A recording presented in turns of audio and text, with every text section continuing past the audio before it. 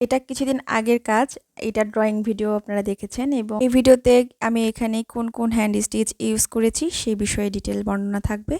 Ina with creative টেলসে আপনাদের সবাইকে welcome. কাজটা ড্রয়িং ভিডিও আপলোড করা আছে, আপনি চাইলে দেখে নিতে পারেন কিভাবে আমি ড্রয়িংটা করেছি। তো কথা না বাড়িয়ে চলুন শুরু করি। কিভাবে কাজ করেছি সেটা আপনাদেরকে একটু দেখিয়ে দিই এবং গল্প করি।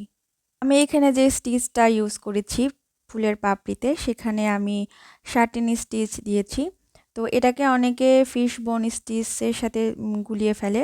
তো এটা আসলে ফিশ বোন স্টিচ না, মানে 13 স্টিচটাকে আমি একটু আমার মতো করে গুছিয়ে দিয়েছি। মানে আমার সুই এবং সুতা যেভাবে চালাতে ভালো লাগে সেভাবে আমি চালিয়ে এটাকে আমার মতো করে করে নিয়েছি। আপনি যখন রেগুলার সুই সুতায় কাজ করবেন বা আপনি যখন একটা কাজে অভ্যস্ত হয়ে যাবেন, দেখবেন যে আপনি আপনার মতো করে সেই কাজটা সুবিধাজনকভাবে একটা অবস্থা তৈরি করে ফেলবেন এবং নিজের মতো করে কাজ করে ফেলবেন।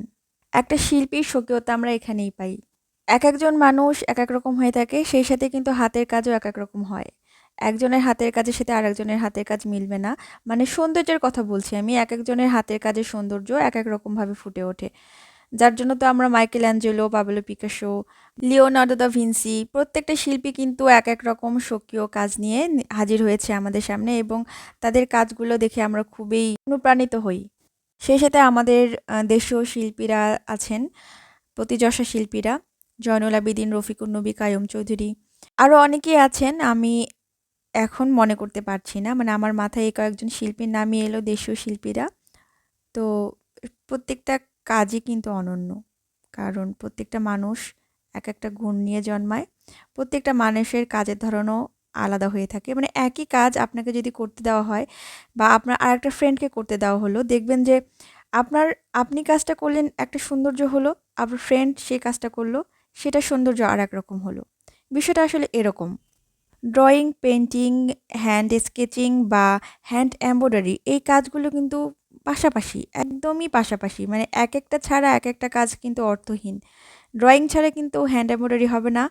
আবার হ্যান্ড এমব্রয়ডারি পুরোটাই কিন্তু ড্রয়িংয়ের উপরে নির্ভর, মানে প্রাণ বলা যায়। জানি না আমার কথায় আপনারা বিরক্ত হচ্ছেন কিনা। তো আমার কথায় যদি ভুল ত্রুটি থেকে থাকে তাহলে ক্ষমা সুন্দর দৃষ্টিতে দেখবেন বিষয়টা। এখানে যা যা করছি তা তো আপনারা দেখতেই পাচ্ছেন। তো ব্যাখ্যা করার মতো কোনো কিছু খুঁজে পাইনি। আপনাদের সাথে অনেকক্ষণ গল্প করতে করতে দেখেন আমার কাজটা প্রায় হয়েই গিয়েছে। আমি এখানে রান স্টিচ দিচ্ছি বা ডাল 4, যেটাকে আপনি চেনেন, যে নামেই আপনি ডাকেন এই সেলাইটাকে, সেটা আমি এখন এটাকে দিয়ে নিচ্ছি। আমার ভিডিও ভালো লেগে গেলে অবশ্যই কমেন্ট করে জানাতে ভুলবেন না বা একটা লাইক দিতেও পারেন। আর যদি আরও বেশি ভালো লেগে যায়, সাবস্ক্রাইব মাস্ট। তো এই তো এখন আমি এখানে মাঝখানে যে অংশটা আছে সেখানে ফ্রেঞ্চ নট নামের একটা সেলাই আছে, সেটা আমি দিয়ে নিচ্ছি। আপনারা যদি কোনো সেলাইয়ের স্পেসিফিক কোনো ভিডিও আমার কাছে চান তো আমাকে জানাতে পারেন, আমি সেই স্টিচিংয়ের টিউটোরিয়াল ভিডিও ইনশাল্লাহ করব। ফ্রেঞ্চ নট স্টিচটা আসলে ফুলের রেনু হিসেবে খুব সুন্দর লাগে এবং এটাকে আরও রিয়েলিস্টিক করে তোলার জন্য আমি হলুদ রঙের সুতা ব্যবহার করেছি। 4টা রঙের সুতা এখানে ব্যবহার করেছি, দেখতে পেলেন, বেবি পিঙ্ক, সাদা, সবুজ এবং হলুদ রঙের। তো এই তো হলো জামাটার পুরা লুক।